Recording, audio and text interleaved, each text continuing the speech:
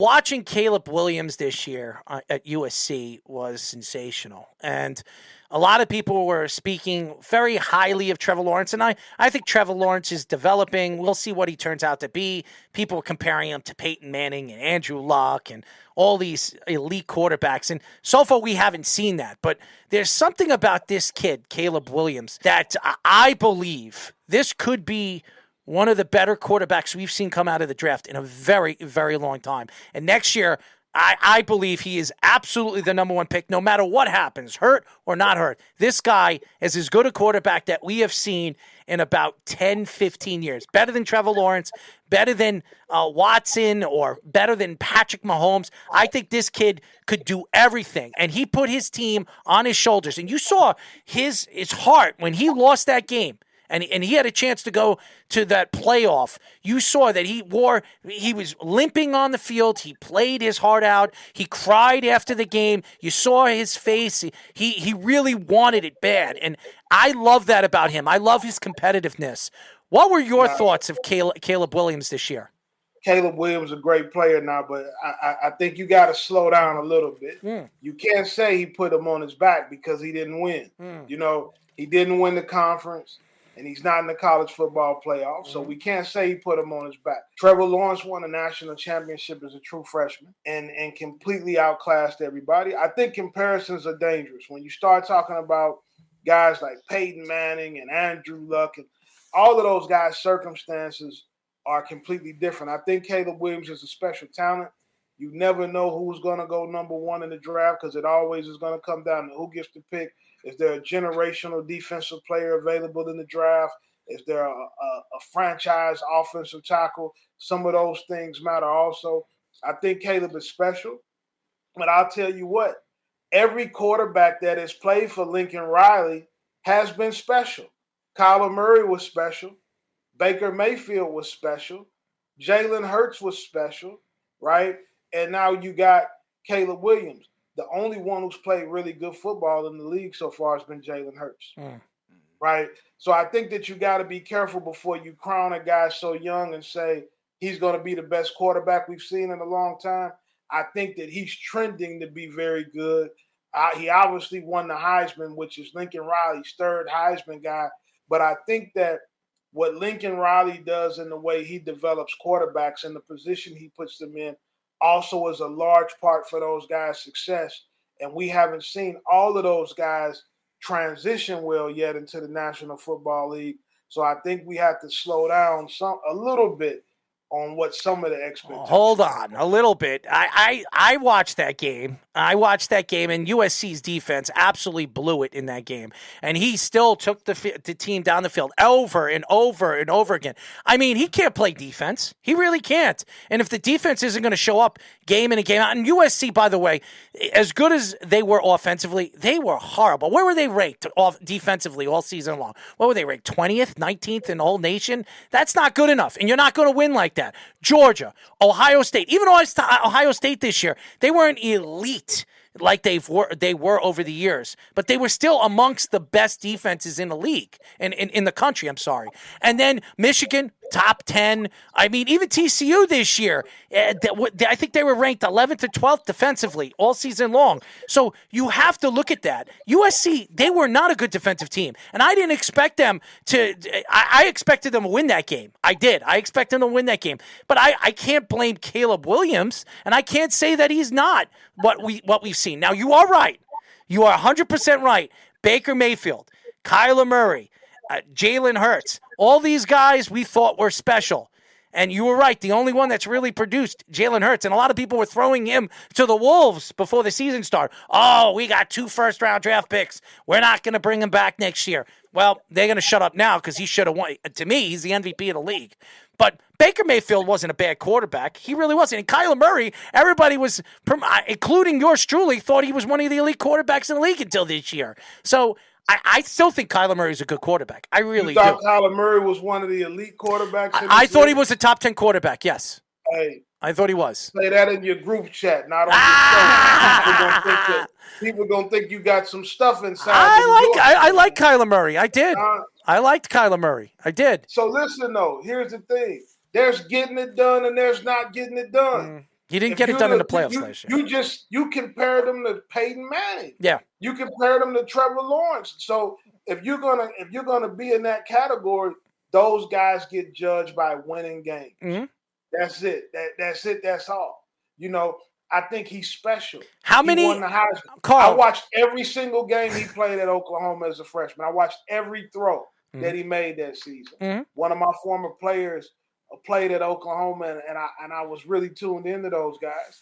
But when you start making the comparisons you made, I think that we have to temper ourselves. I can't wait until this kid makes it to the NFL, and then if he produces and he shuts everybody up, I'm gonna reach out to Carl Reed, and I'm gonna tell you. I'm gonna come back on. You're gonna come back on anyways. Before that, buddy, you're gonna come on before that. I'm not sitting here, man. I'll tell you what, right now. I like your personality. I like that you stick to your Dukes. That's something that I respect. And you're a coach.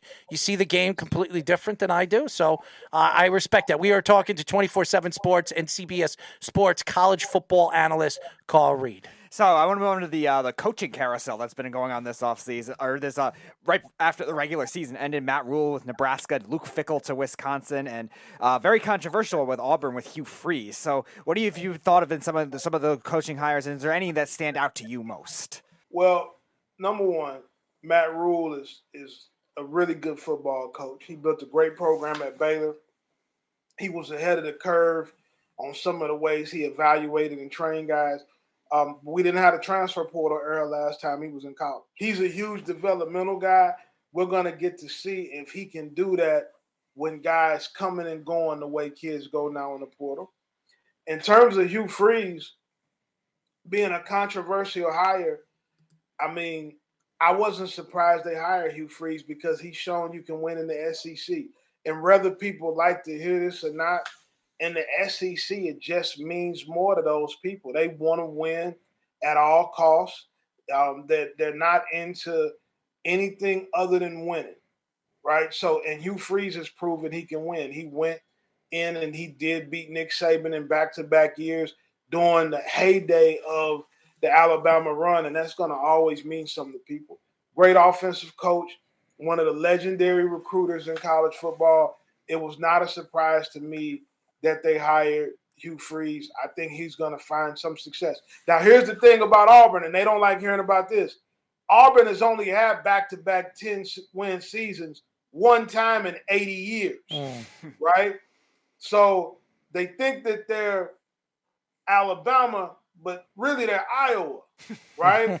And so when you get into whether or not Hugh Freeze was a great hire. I think he's a really good hire, and I think that Hugh Freeze has the chops to take them to that next level. But, man, their expectations are really high for a program that hasn't really consistently produced major results.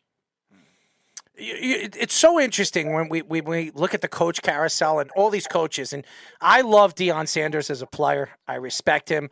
I think obviously we knew that he was eventually going to jump ship from Jackson State, and he was going to go to a program where he can obviously recruit players and obviously get the players that he wants. He did very well on recruiting players in Jackson State. He brought, I think, one of the top wide receivers in the country. Travis Hunter. Yeah. He brought his son, who's a pretty decent quarterback, and then a pretty high-ranked cornerback, too, that wanted to play for him. And now he's heading over there to a place that a lot of people believe in, Colorado, where he's going to get more people that are going to want to come over there and transfer portal. I think they said 200 players were interested in transferring to him. Do you think that he was wrong for jumping ship from Jackson State to Colorado, or do you think that he should have stayed in Jackson State and done what he said he was going to do in Jackson State? I think he did do what he said he was going to do at Jackson State. And I think that in this business, when opportunities open up, let me give you some information. First off, if you look at college football, what is the next step? If you dominate at the FCS level, what's the next step?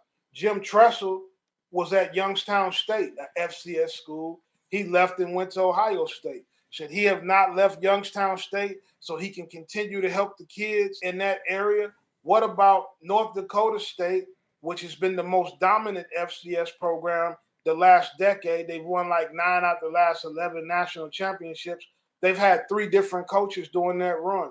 Craig Bowl, who started the run, the first 3, he left and went to Wyoming. Right. Okay. Chris Kleiman took over for him and won the next 4, and he left and went to Kansas State. Right.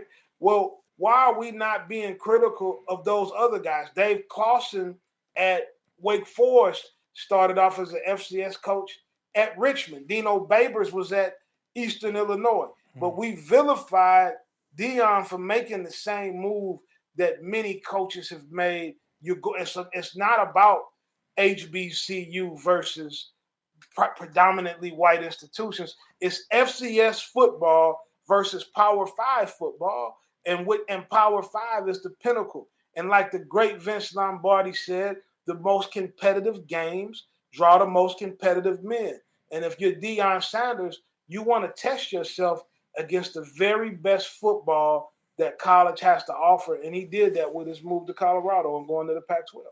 I support everything that he's done anyways, so I'm not taking shots at him. I think he's right. I know all about the story behind why he went to Jackson State, and he already came out and said he never wants to coach in the NFL. He has no interest in coaching in the NFL. He just wants to help kids grow as players and be a leader and a teacher that way. So I respect everything about Deion Sanders in his thought of jumping and going to Colorado. So I see on your wall in the background, you got a lot of pictures with a lot of different coaches and college football and figures. no pictures of me and you, man. I'm very upset. I am very upset. Don't worry. When you get your candy company contract there started, you go. Maybe there'll be one. Yeah, we'll have our York pads and everything. We'll be ready to go, man. So my question is, with that, any of the experiences that were most notable to you with any of those coaches? I have pretty good relationships with all of them. I would say that you learn something from every coach, whether it's culture, whether it's system, whether it's how to handle your players the right way. But I would think that probably the most profound conversation I probably ever had was with Nick Saban, when he just explained to me he understands that the players make it go. We have a lot of coaches in the game that think that they're geniuses, right? Or that they think they're mad scientists and they can fix things by drawing up, the right plays or calling the right thing. Nick Saban, I think, found success because he understands better than anybody. It's about the players and the way he treats his players, the way he evaluates, the way that he positions them to be successful, I think has been second to none. It's very interesting, and I'm looking forward to getting to know you more, and maybe we will get our endorsements for Candy York. I mean, we look like pretty good-looking guys. I mean, we can help, grow a candy for what it is today, which is one of the more popular candies. But, Carl, we really appreciate you joining us, as always. I know you're a busy guy, but we'd love to get you on again, and a lot sooner than Caleb Williams getting drafted and becoming a star quarterback in the NFL. So, hey, just reach out to me, man, anytime. Thank you guys for having me. Absolutely. Thank you, Carl.